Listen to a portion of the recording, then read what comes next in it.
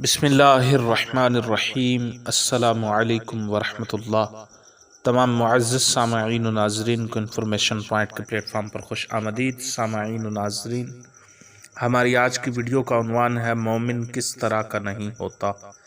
اس بارے حدیث رسول صلی اللہ علیہ وسلم سنیں۔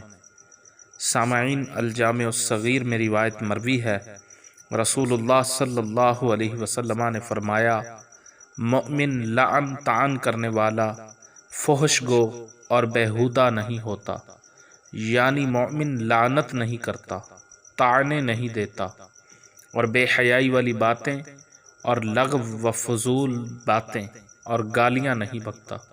جس میں یہ عادتیں ہوں وہ کامل مومن نہیں ہے۔ یہ الجامع الصغیر کی روایت ہے، رسول اللہ صلی اللہ علیہ وسلم نے فرمایا، مومن لعن طعن کرنے والا، فحش گو اور بیہودہ نہیں ہوتا۔